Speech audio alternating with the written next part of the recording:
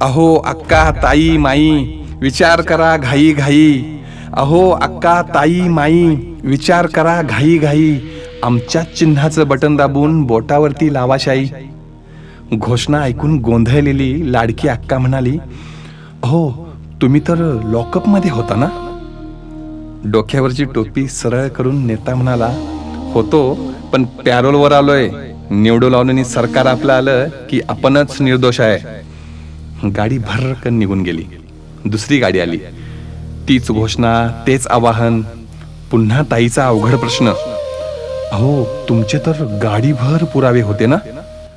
डोक्यावरच्या टोपीचा पुढचा भाग मागे करत नेता म्हणाला, हो त्याच गाडीवर उभा राहून मत मागतोय.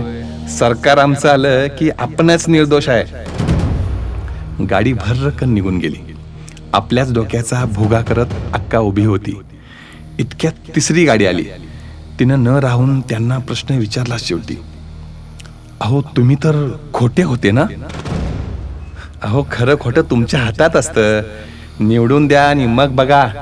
सरकार आमचं आलं की आपणच खरं आहे. ही पण गाडी निघून गेली. रस्ताभर गाड्याच गाड्या.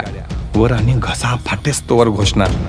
काही घोषणा कर्मावर, काही भाषणं धर्मावर, काही कोट्या वर्मावर घसरत घसरत गेल्या. खरे आले, खोटे झाले, छोटे आले, मोठे झाले. मतदार मात्र जागच्या जागी हातात दगड गोटे आले. जागवायची वेळ येते, आम्ही मात्र झोपून राहतो. म्हणून म्हणतो जागे व्हा. आश्वासनाच्या घोषणा होतील, पुराव्यांच्या थापा होतील. आश्वासनाच्या घोषणा होतील, पुराव्यांच्या थापा होतील. निष्ठेच्या गप्पा होतील, खऱ्या खोट्याच्या शपथा होतील. आपण मात्र माणूस म्हणून कुठे आहोत शोधून घ्या. आपली किंमत आपल्याच मतानं थोडी तरी वाढून घ्या. तुमचं एक मत तुमचंच भविष्य घडवेल.